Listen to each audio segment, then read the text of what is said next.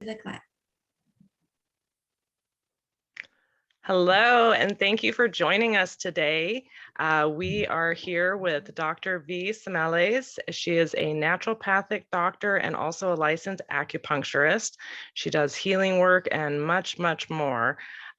We have started a health series class. This is the third class now, and we're going through the topic of digestion.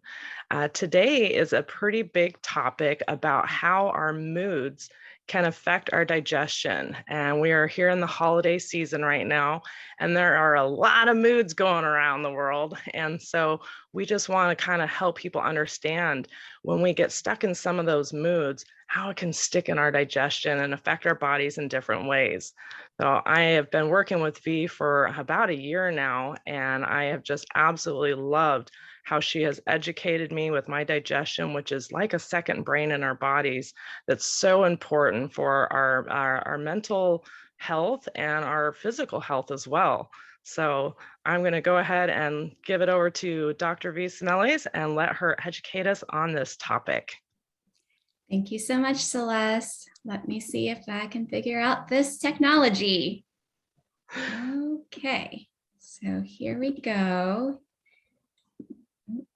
Let's go to present mode. Can you see that? Yes, I can.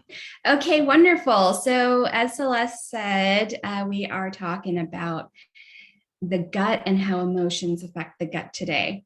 It's a huge topic, so I certainly won't, this is not a comprehensive view of it. There were so many directions that I could take this, and I wanted to keep it simple.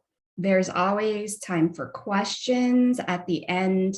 And if you have questions that we did not address during this presentation, then please just send them in and we're happy to address them at another class.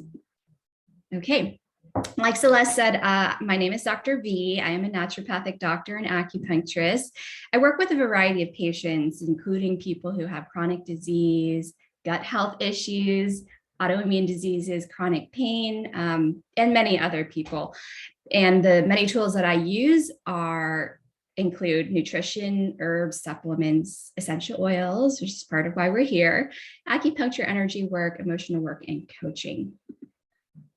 Okay, so emotions. When I think of emotions, I sometimes divide it up into these different processes in our bodies. It's like there are the thoughts, kind of what we say to ourselves to explain, kind of consciously what we say to ourselves to explain what's going on around us and how it's affecting us and how we feel about it.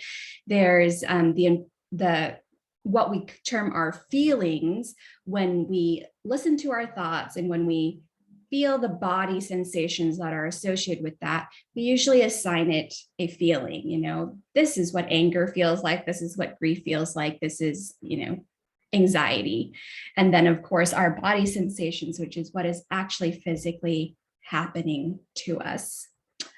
I wanted to do a quick stopover in Chinese medicine. I haven't talked a lot about Chinese medicine in these past lectures, but in Chinese medicine, they really blend the emotions with the body. They really recognize that that is a part of our health in a way that Western medicine doesn't always do.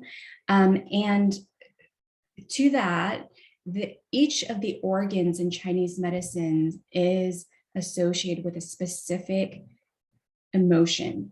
So the heart is really associated with when you are in a balanced state, then it's associated with order, it's associated with joy, happiness, love. And then when you are out of balance, it can be something like overjoy, which seems kind of weird, like how can happiness be too much? But it's kind of like being in a state of mania, like overly effusive and just being really out there.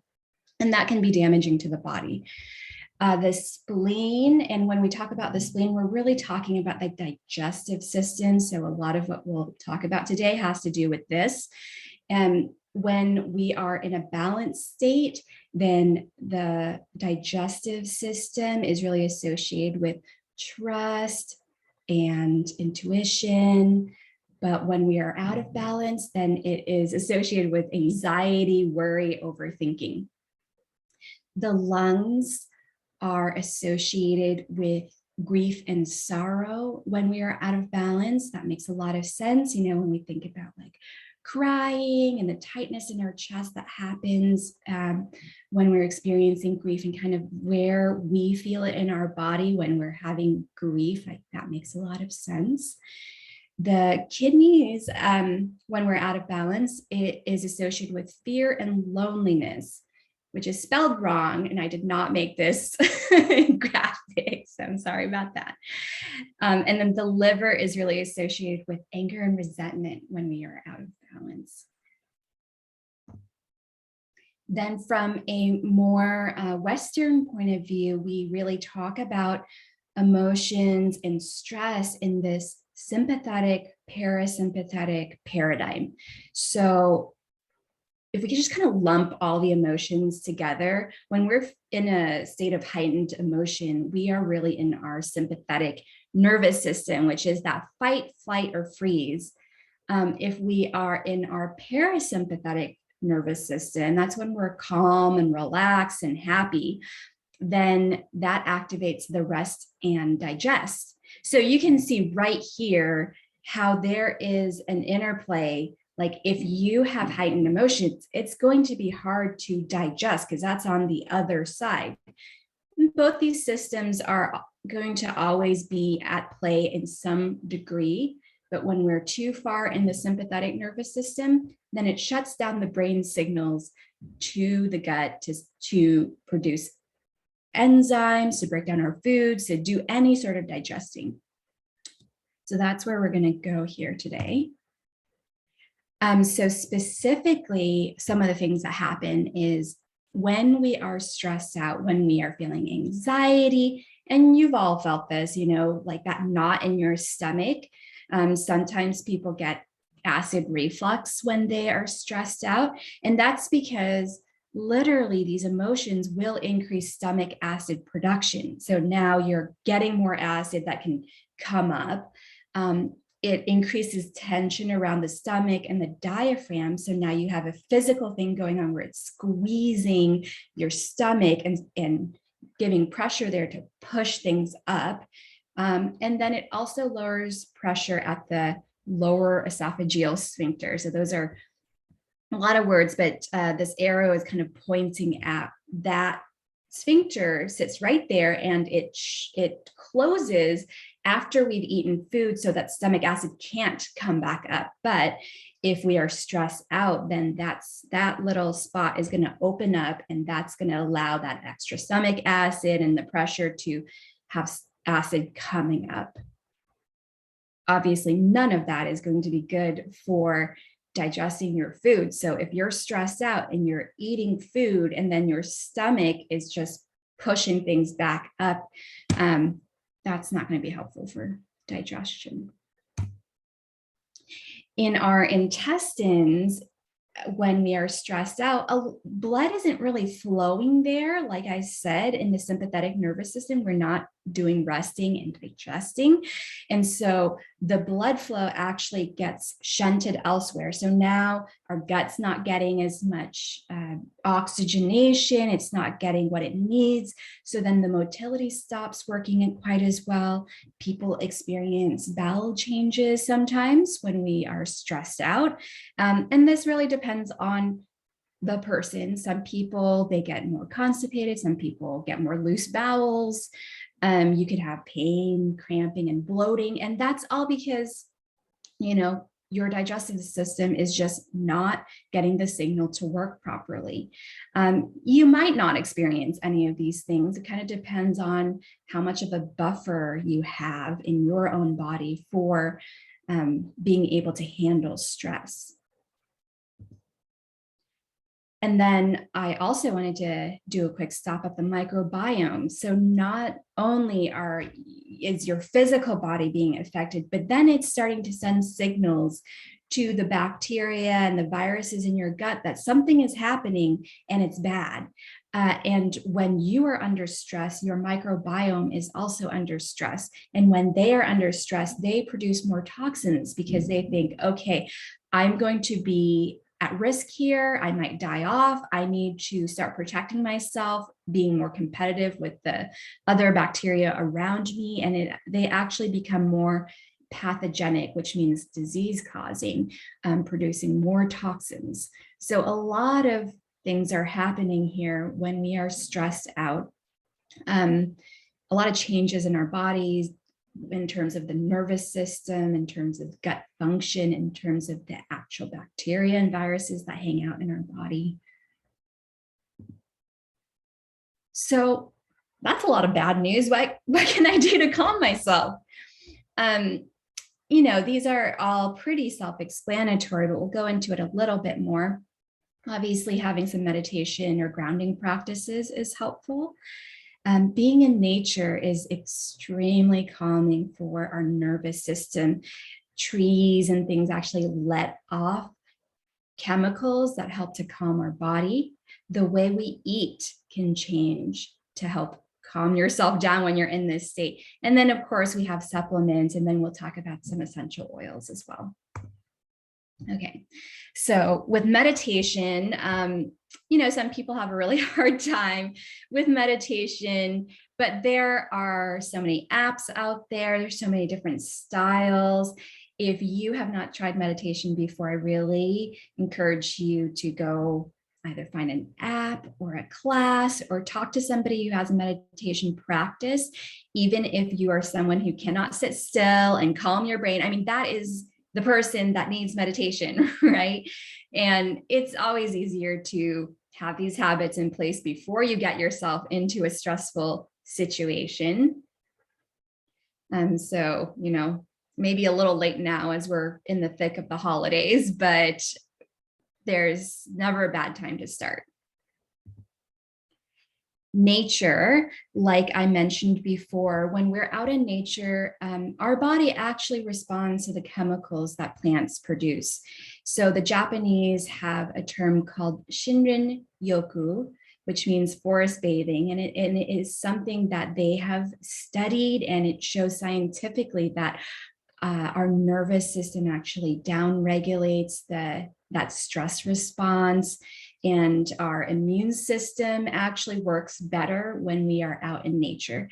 So if you find yourself at a holiday party or something like that, and you're extra stressed out, or you're spending the time, with somebody who's stressing you out, maybe just excuse yourself and go out in the woods if you have some forest handy. You can also just do some barefoot walking. This is a practice that's pretty common in Europe, especially in Germany. They have a lot of barefoot paths, and the stimulation of different materials on your feet, especially things that are found in nature, grass, different soils. It's almost like a little foot acupressure, or whatever that's called, when you stimulate different points on your foot. So that can also be very calming to your body. And nature can include animals. So if you have a really nice pet that's going to calm you down, or you can go out and be with some animals out in nature, those can really help as well. Healthy foods.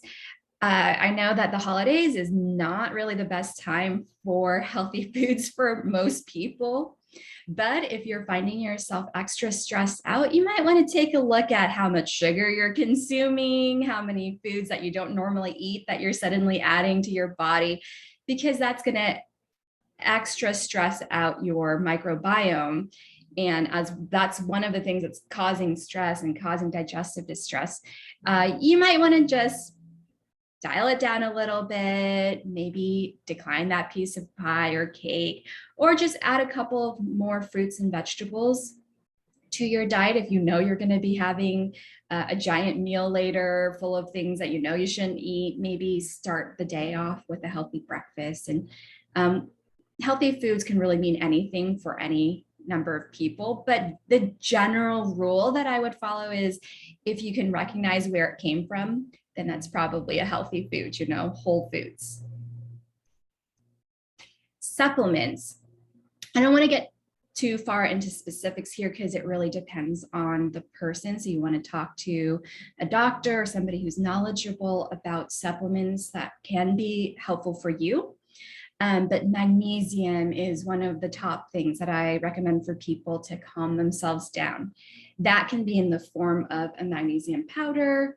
It can be a pill or a capsule, or even an Epsom salt bath, which is made of magnesium, if you have access to a bath. Adrenal support, if that's what's going on for you, if you're always stressed out and now you're with your family and they stress you out even more, then you might need some extra adrenal support around the holidays. Adaptogens like ashwagandha, rhodiola, things like that might be helpful, or nervines, which are things that calm the nervous system down. And we're actually going to touch on some of these in the essential oil section. So some doTERRA products to consider. I really, for emotions, I tend to just kind of smell the oil and see if it resonates with me. So this is not an exact science. Different people respond better to different oils, but generally when I think I need some grounding, I'm going to look more for like the trees. I just think trees are really calming, really grounding. They have these roots that go deep into the earth.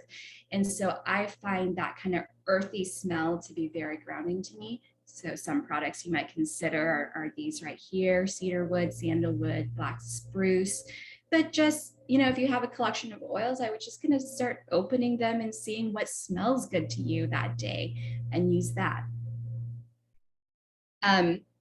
If I feel depressed and I need something to lift me up, I tend to go for more citrusy oils. That might not be what appeals to you, but for me, I really find that the citrus oils are they feel like sunshine, basically.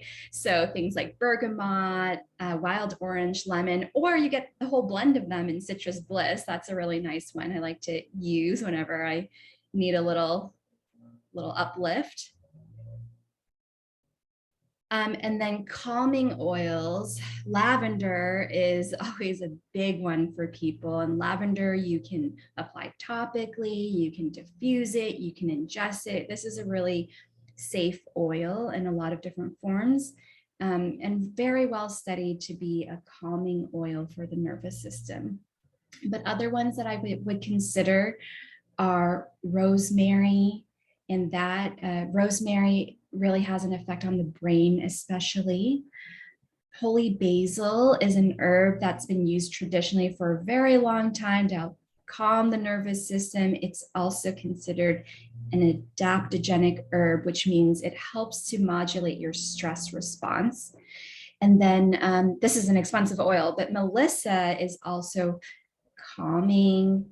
It has a kind of citrusy flavor, so there's a little bit of an uplift, and it really works on both the nervous system and your immune system. So very good for antiviral use. Oops, I did not change the text there. And doTERRA has a lot of blends that I didn't really mention here because I don't use a lot of the blends, but these are some of the single oils that I would recommend. Vy, I'd like to add in also Yes. that now doTERRA's lavender is pharmaceutical grade. Oh, so amazing. we're seeing that getting accepted by different insurance and medical plans, and wonderful. as well as the deep blue stick. So I have several people Okay. using medical insurance to support their natural health style with pharmaceutical grade essential oils now provided by doTERRA. That's awesome. That's so good to know. Yeah. All right. So that is all I have to say about emotions in the gut for now. If you have specific questions, please let me know. Celeste, do you have anything? I would just like to add that I love that you put Citrus Bliss on there. That is one of my favorite blends for Oh, uplifting me. All the citrus, just like you said. yes. But the Citrus Bliss takes me back to my childhood with those orange dreamsicle bars. Yes. And I That's just walk exactly what it reminds me girl with of. a ponytail sitting on a sunny day in the grass eating my dreamsicle. Yeah. Or those little cup things that we used to get with the Yes, wooden little spoon. yes, yes. Those were Yeah, fantastic too. I don't even know if they make any of those things anymore. I probably can't eat them if they do, but it sure definitely. I can't eat them, but does. it brings you back. Great. Yeah. So, and I was Yeah. just going to also mention with a lot of the people that I've worked with, I have found it interesting how different emotions do connect with different organs, specifically within the individual. Yeah. A lot of times I'll see things. I have a scanner, it's a Toby scanner, and it does a bioimpedance scan on the body and it matches frequencies like a Fitbit would for a person doing a health regimen that way. And where I can actually see certain family members, like if they're having issues with the Uh, mother, and certain oils will come up for that, and then they will link to specific body parts. So you can actually see where different, like feminine, male, or the extent of the relationship with the person, and how they can actually physically affect your body. And I had something like that in September with a family member, and I had a very unusual ailment break out on my skin. mm. And it was, and I'm going to go ahead and just share this here. It was on my rear end and it was very annoying. And I was putting lots of oils and Literal everything. pain in the butt. Literally, and that's what's so funny. I love that you just said that because I finally couldn't take anymore. I went to one of my friends whose husband was a doctor, and I said, I don't know what to do about this. It's really being a bother. I'm putting the oils on it. It goes away, it comes back. It goes away, it comes back. And, I don't feel comfortable just asking your husband to look at my rear. So Yeah. what do you think? Can you look at it and tell me, what I should do?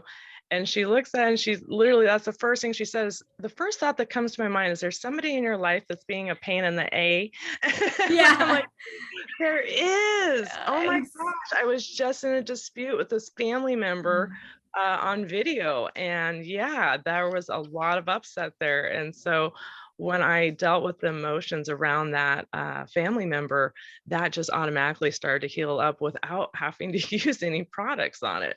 So it was an Yeah. amazing experience, a painful but a great learning. And know more about my body, but just to kind of give people an idea that everybody's bodies are different and how we Yes. process.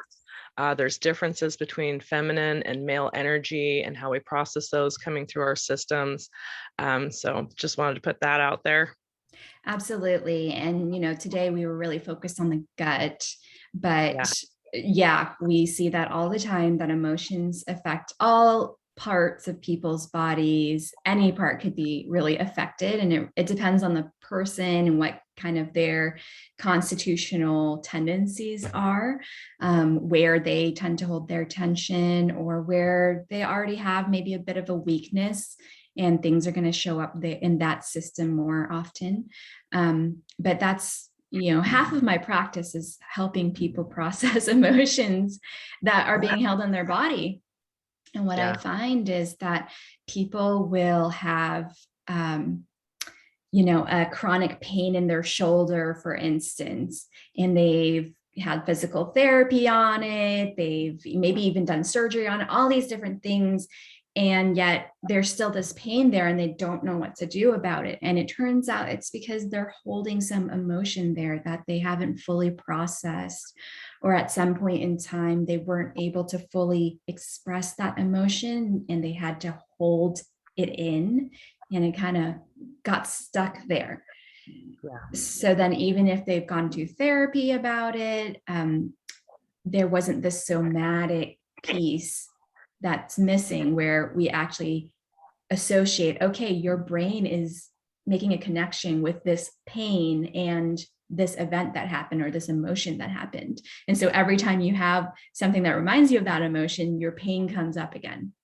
Yeah, I see that a lot with people, and there's some NLP practices that share different things, that how you can release those emotions, and that's actually a theory that goes along with something I read about cancers. And Mm, a lot of times there's been this concept of, there's just this one isolated tumor. They go yeah. in, they remove it, and then all of a sudden it spreads around the body. And there's all these different theories about why it spreads around the body. And one theory that I heard that I found very intriguing is the concept if those tumors are stored emotions, Yeah. and visualize it like a little trunk where your Yeah. body built this little trunk and it's stashing those unresolved emotions in this trunk. And then you go and you remove that trunk from the body. And now the body's like, oh no, my secret stash has been found. Yeah. What do I do? Where do I store this? Because the emotions are still there and coming in and not being processed properly. And so then the body's like, okay, well, I better make multiple so that I can stash them in case they find it again. And because when Mm, we just go in there and we physically remove them, we're not actually doing the emotional inner work yeah. that stops the creation of those things. So I found that super intriguing when I read that. I was like, Makes for me, sense. I don't know, that just made a lot of sense. Yeah, that makes a lot of sense for me too. Like, and not everybody, obviously, we talked about how everyone is different, but I often find with cancer patients that there has been some sort of suppressed emotion, suppressed trauma, or even somebody who regularly suppresses themselves, doesn't Right. speak up about what they want, how they're feeling. They just kind of hold everything in. And yeah, like you said, if we think of a tumor as this kind of solid mass of just nasty stuff, it's like where our body is storing all of that into this tumor. So Yeah. yeah, not the origin of every tumor, but that is a part of it that we have to consider. Right. And just to wrap this up for us and bring us back to the gut and emotions, just keep in mind for all those women out there, I know that a lot of them tend to carry the weight of the family and the world on their shoulders. They feel very responsible and obligated to certain appearances amongst their social network. And, be forgiving to yourself, love yourself, earthing, the walking out in nature barefoot, meditation, soaking in a hot Epsom salt bath, light yourself some candles, take Yes. yourself out to a movie. Just remember to, let go of some of that worry because worry does store in the stomach. So that's Yeah. something you want to be cautious with this time of year is carrying too much worry and just know that all is well. Everyone's healthy and safe and it's a great life. Yeah, I absolutely agree with that. I think, I didn't go too far into this, but if you constantly have worry like that, you will literally develop ulcers. As we know, that is one of the causes of ulcers is overthinking and over worry. And, anyone can have this, but women, especially, I find, tend to play the role of caretaker, tend to play the role of worrier in the family, like, oh, no one else is thinking about this, so I have to. Yeah. um and it's hard, and like I told a bunch of my patients yesterday, fear is pretty much always irrational, right? Like, and we can rationalize it like, well, it's probable or likely that this might happen this way or that way, but the fact is we can never actually predict the future, Yeah. as we've Yeah. really seen in the last 2 years. At least I'm not a mind reader yet that I'm aware of, so still working on that. But Yeah, forgiveness to ourselves, loving ourselves, and it doesn't even have to be in those specific words of understanding. It's really just, you know, being kind with yourself. And the holidays are here for us to spend with loved ones. And I know that sometimes this is the hardest time of year for some people that have lost loved ones during this time, or aren't here with them this year, especially with all that's been going on in the world. So if there's anything that we can do to support any of you individually, feel free to reach out to us via Facebook or email. And, we're here to help support you in your health goals and your healthier and happier lifestyle. absolutely. Thank you so much, Celeste. And thank you, everyone who's watching.